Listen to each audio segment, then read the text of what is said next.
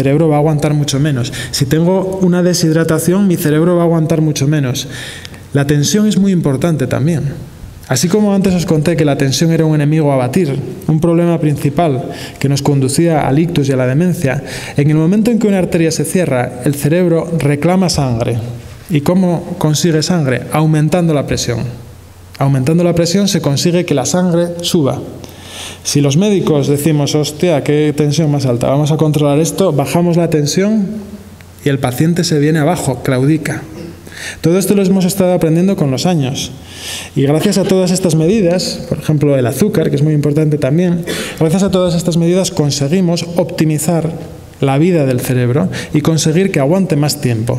Todas estas medidas, hoy con los protocolos que tenemos, se ponen en marcha ya en casa del paciente. En el momento en que llegan los servicios de atención de emergencias extrahospitalarias, en el momento en que el paciente monta en la ambulancia, en urgencias, posteriormente en la unidad de ictus, todo lo que se va a hacer va a ser mantener las constantes de manera óptima con el fin de prolongar la vida del cerebro. Las unidades de ictus se crearon con este objetivo, para cumplir una serie de protocolos de actuación que permitieran mantener la situación cerebral del paciente óptima y de esa manera prolongar lo más posible la vida del tejido en penumbra. En las unidades de ictus hay una enfermera que cuida de 5 o 6 pacientes que tienen monitorización continua de sus constantes vitales, que detecta precozmente cualquier empeoramiento que el paciente tenga, que corrige las complicaciones que se puedan producir y de esa manera los protocolos en cuestión de la unidad de ictus consiguen mejorar o disminuir en un 20% la mortalidad de los pacientes. Poco a poco vamos arañando muerte y vamos arañando discapacidad, un poco con los procedimientos de recanalización, un poco con los procedimientos de la unidad de ictus y otro poco con los procedimientos de rehabilitación.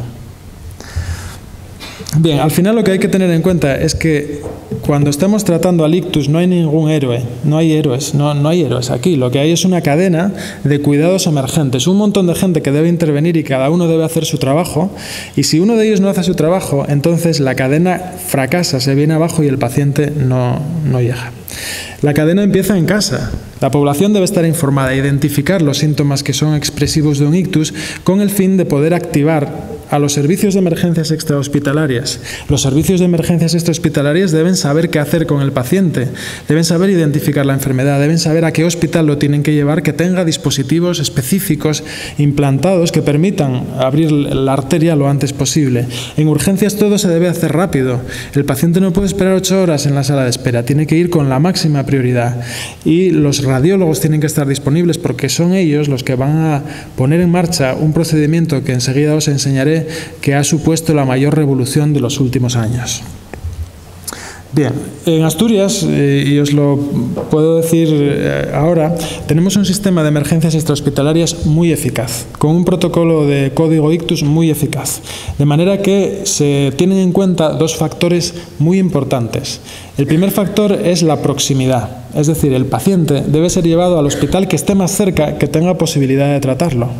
Y de esa manera Asturias está dividida en 2 zonas y los pacientes van al hospital, sea el Hospital de Cabueñes o el Hospital Central de Asturias más cercano, con el fin de ahorrar tiempo.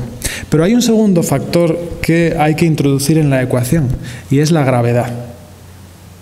Hasta hace muy pocos años lo único que teníamos era la fibrinolisis, lo que os acabo de contar, los fármacos. Pero hace muy pocos años surgió una técnica nueva, una técnica que cambió totalmente el paradigma. De repente fuimos capaces de introducir un catéter por la ingle del paciente, con el catéter llegar al trombo, agarrarlo y tirar de él.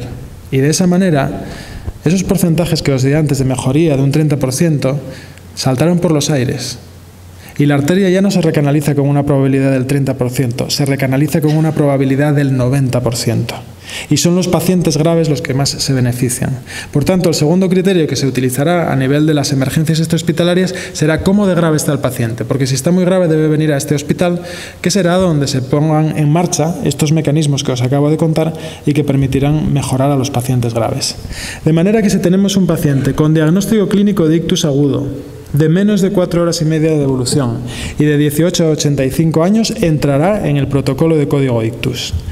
¿Qué significa el protocolo de código ictus? Pues que desde atención primaria, desde las urgencias de cualquier hospital o el propio paciente a través del 112 va a contactar con el médico regulador del centro coordinador de emergencias. Y si el paciente cumple los requisitos, es decir, si lo que cuenta es compatible con un ictus, entonces el médico del SAMU contacta con la Guardia de Neurología y deciden qué se debe hacer con ese paciente y de qué manera. ¿Qué va a pasar? Que se va a trasladar utilizando el recurso de traslado de máximo nivel que esté disponible. ¿Qué quiere decir esto? Quiere decir que si el paciente está en Fuertes Acevedo, pues probablemente va a venir en una ambulancia, pero si está en Vegadeo va a venir en un helicóptero. Y vamos a determinar si tiene que venir a Cabueñes o aquí. Y eso se hace todo en unos minutos a través de este sistema.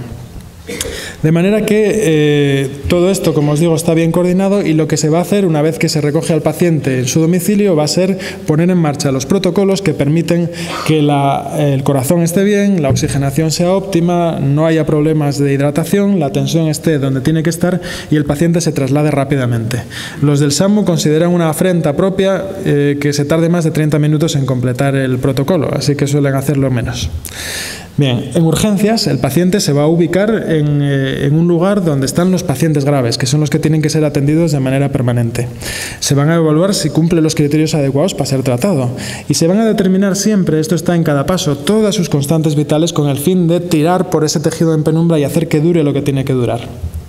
Posteriormente, como os decía antes, no hay manera de distinguir una isquemia de una hemorragia y por tanto el paciente siempre va a tener que pasar por el escáner. Va a tener que pasar por el escáner que va a ser el que nos va a decir a ciencia cierta ante qué subtipo de ictus nos encontramos y si en función de ello podemos avanzar en un sentido o en el otro desde el punto de vista terapéutico. Una vez que se ha hecho eso, ¿qué haremos? Otra vez lo mismo, volver a mirar sus constantes porque insisto en que esto es lo que va a permitir que el tejido en penumbra llegue hasta el momento del tratamiento. Bien, los nuevos caminos que os comentaba antes y que os avancé son muy prometedores. Y además, si estuviéramos dando esta charla hace 2 meses, solo los podría llamar prometedores, pero hoy os puedo decir que son una realidad refrendada por la evidencia científica, porque en el Congreso Americano de Ictus de hace 2 meses se presentaron 4 trabajos que dieron un espaldarazo irreversible a todo esto. Hoy por hoy tenemos esto, fijaos. Es una especie de muelle, es un stent, sí, es como un stent, pero tiene una particularidad. Este muelle que se introduce plegado se despliega aquí dentro y no se deja ahí dentro. Esto que tenéis aquí alrededor del muelle es el trombo. En el momento en que el stent se despliega dentro del trombo, actúa como una red y permite tirar de él y sacar con el stent la totalidad del coágulo. De esta manera hemos pasado de tasas de apertura de la arteria de aproximadamente el 20 o 30% con los tratamientos clásicos a lo que os decía de una tasa de apertura del 95% con los tratamientos actuales.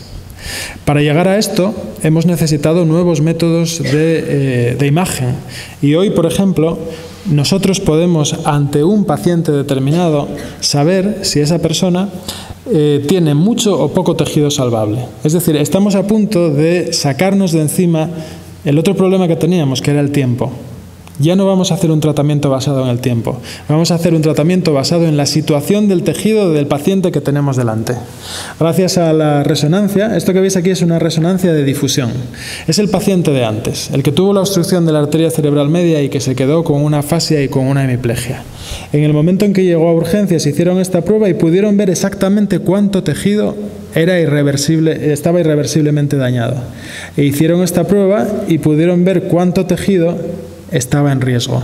En la comparación entre el tejido en riesgo, que era todo esto, y el tejido dañado, que era solo esto, se decidió que en ese paciente era muy rentable llevar a cabo el tratamiento y que abrir la arteria iba a dar lugar al rescate de la mayor parte de su tejido cerebral. Hoy tenemos otros métodos, tenemos escáner que con colorinos, igual que con la resonancia, nos permiten comparar el tejido en riesgo del tejido perdido y como consecuencia de ello hacer una selección de los pacientes basada en el tejido. Esto significa que si una persona llega con 5 horas de evolución, que antes lo convertiría en no candidato a ningún tipo de tratamiento recanalizador, hoy, si la prueba demuestra que ese paciente tiene tejido salvable, puede actuarse. Esto que veis aquí son los nuevos métodos angiográficos. Con un escáner con contraste podemos tener una representación de los vasos cerebrales mejor que la que se veía en los libros de anatomía. Y además esto no es del libro de anatomía, esto es mi escáner cerebral. Bueno, el mío no, pero el de un paciente, el paciente que tienes ahí delante. Bien, estos son 2 o 3 ejemplos que ya sé que no tenéis en la cabeza la anatomía de la circulación cerebral, pues lo voy a explicar y ya veréis cómo es muy fácil. Mirad, esta fue la primera paciente que se trató con métodos intraarteriales en este hospital. Era una paciente que en aquel tiempo tenía 70 años, vivía en un pueblo, ¿cómo se llamaba aquel pueblo? No me acuerdo, bueno, en un pueblo de Cabaña Quinta. Aquella mañana, aquella mujer se levantó y dijo, coño, veo doble. Aquella mujer veía doble, aquella mañana. Y bueno, decidieron que tenía que ir al oculista, pero el problema de la visión doble de aquella mujer no era de los ojos, era un problema de aquí atrás, de la parte del cerebro que controla el movimiento de los ojos. Al cabo de 1 hora el nivel de conciencia empezó a bajar y al cabo de 2 horas estaba en coma. Y la situación era muy mala. Tardaron mucho en venir al hospital, llegaron tardíamente, ya no entraba en los protocolos de fibrinolisis intravenosa, no sabíamos qué hacer, aunque sí sabíamos que el tejido de la parte de atrás del cerebro aguanta mucho más tiempo que el tejido de la parte de adelante, y dijimos, bueno, podemos intentar hacer una trombectomía mecánica. Esta es la arteria vertebral. Esta arteria sube por la parte de atrás del cuello y cuando está justo al lado del tronco del encéfalo se junta con otra y dan lugar a la arteria basilar. La arteria basilar, la más importante del cerebro de aquella paciente, estaba obstruida y eso daba lugar a que no funcionara prácticamente nada de su cerebro. Estaba en coma y en una situación que en su historia natural acarrea una mortalidad del 90%. Cuando se introdujo el fibrinolítico, podéis observar cómo con el fibrinolítico intravenoso se consiguió recuperar totalmente el árbol arterial de la parte de atrás de la cabeza de aquella mujer. Y aquella mujer vivió durante 6 o 7 años una vida bastante feliz, con un poco de inestabilidad, y luego desarrolló una demencia porque ya era muy mayor, pero bueno, ganó todos esos años. Lo que salió fue esto, fijaos. Estos son los coágulos. Esto está un poco aumentado, no son así de grandes. Esto viene a ser aproximadamente de unos 5 milímetros aproximadamente de grosor. Y los hay muy largos, que pueden ser de varios centímetros de longitud. Este es otro paciente, este tenía muchos menos años, 47 años. Estaba trabajando en una cadena de montaje y ¡pum!, cayó al suelo con una hemiplegia y con una disartria. Y cuando lo recogieron sus compañeros, pues estaba muy mal, lo trajeron al hospital y aquí había una obstrucción que, bueno, ahora os vais a dar cuenta de lo que tenía obstruido. Hay una obstrucción que impedía el flujo a la mayor parte de su cerebro. Cuando se sacó el trombo, de repente, esto era lo que faltaba. Esto es lo que no veis aquí. Esto son procedimientos extraordinariamente rápidos, de manera que desde el momento en que se pincha la ingle, porque hay que pinchar la ingle para introducir el catéter, hasta que se saca el coágulo, pues pueden pasar 15 minutos o 20 minutos, lo cual es un tiempo muy breve que permite que mucho tejido en penumbra se salve.